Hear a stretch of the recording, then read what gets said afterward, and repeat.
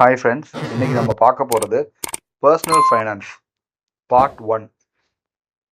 Personal finance பற்றி பேசணும்னா நிறையவே பேசலாம். அது கிட்டத்தட்ட பெரிய ஒரு கடல் மாதிரி.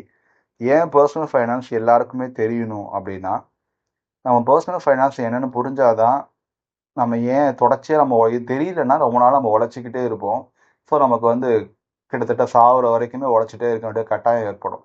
சாகுற வரைக்கும் உழைக்கிறது ஒன்றும் தவறான விஷயம்லாம் ஒன்றும் கிடையாது. பட் நமக்கு தேவை ரெஸ்ட் எடுக்கணும், ஒரு முதுமை அப்படின்னு வரும்போது அதுக்கு தகுந்த மாதிரி நம்ம ஃபினான்ஸை பிளான் பண்ணால் மட்டும்தான் நம்மளால் அந்த ரிட்டைர்மெண்ட்டை ஈஸியாக ஓவர் கம் பண்ண முடியும். ஸோ இப்போ பர்சனல் ஃபைனான்ஸில் பேசணும்னா மெயினாக என்ன பேசுவோம்? சேவிங்ஸு. அந்த சேவிங்ஸால் வரக்கூடிய அதோட க்ரோத் எப்படி இருக்கும், அதுக்கப்புறமா அதோட ரிட்டைர்மெண்ட் ஃபண்டு. இது பேசிக்காக ஓவராலாக நான் பேசுகிற டாப்பிக்கு. முக்கியமாக சேவிங்ஸில் என்னெல்லாம் இருக்கணும்? ஜென்ரலாக சேவிங்ஸ் ஃபஸ்ட்டு ஒருத்தன் வேலைக்கு போகிறாங்க அப்படின்னா அவங்க என்னெல்லாம் பண்ணணும் அப்படின்னா, ஃபஸ்ட்டு எமர்ஜென்சி ஃபண்டு க்ரியேட் பண்ணுறது, மெடிக்கல் இன்சூரன்ஸ் வாங்கி வச்சுக்கிறது, டேர்ம் இன்சூரன்ஸ் வாங்குறது. எமர்ஜென்சி ஃபண்டுனா என்ன?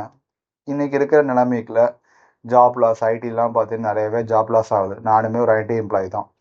ஸோ எப்போ வேணால் எது வேணால் ஆகலாம். எனக்கே கோவிட் டைமில் ஒரு வாட்டி பெரிய இஷ்யூ ஆச்சு. 2 months ஜாப் இல்லாமல் இருந்தேன்.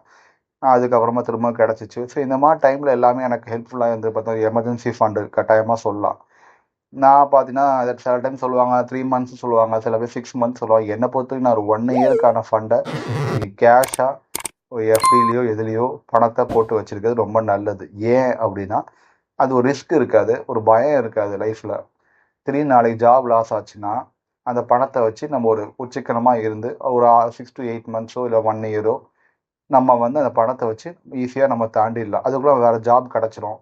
இல்லை வேறு ஏதோ உங்களுக்கு பிடிச்ச ஏதோ பிஸ்னஸ் செய்கிறீங்கன்னா அதுக்கும் அந்த டைமை நம்ம யூஸ் பண்ணிக்கலாம். அப்படி இல்லை அப்படின்னா அடுத்த மாதமே நமக்கு ஜாப் லாஸ் ஆகுது, நம்மளோட கேஷ் எதுவும் இல்லை, சேவிங்ஸ் எதுவுமே இல்லைன்னா ஒரு பயம் வந்துடும்.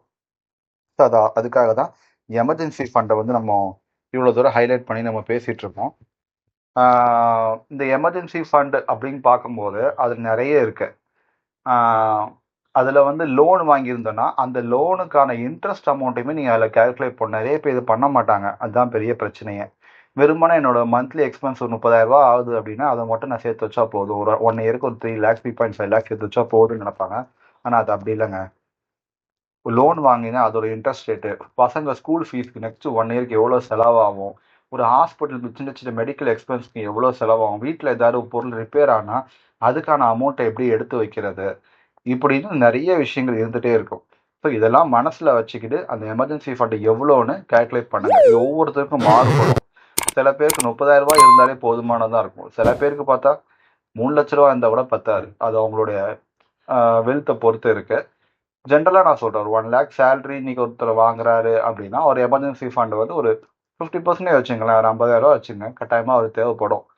ஏன்னா வெறுமன சாப்பாடு செலவு மட்டும் இல்லைல்ல, நம்ம வெளியே போவோம், பைக்கில் போவோம், மற்ற செலவெல்லாம் நம்ம கண்ட்ரோல் பண்ணிப்போம். சினிமாவுக்கு போகிறது, ஹோட்டலில் போய் சாப்பிட்றது கட்டாயமாக அதெல்லாம் பண்ண மாட்டோம். ஆனால் மற்ற எக்ஸ்பென்சஸ்லாம் இருக்குல்ல, நம்ம ஹாஸ்பிட்டலில் இந்த மாதிரி எக்ஸ்பென்ஸ்லாம் இருக்குல்ல, ஸோ அதுக்கெலாம் நம்ம சேர்த்து அதை கேல்குலேட் பண்ணி இந்த அமௌண்ட்டை சேர்த்துக்கணும். இது எமர்ஜென்சி ஃபண்டை மட்டும்தான் நான் பேசியிருக்கேன். இன்னும் பர்சனல் ஃபைனான்ஸ் பார்ட் 2 பார்ட் 3லலாம் பார்த்தீங்கன்னா medical insurance, term insurance, retirement fund இதான் டீட்டெயிலாக பேசலாங்க. தேங்க்யூ.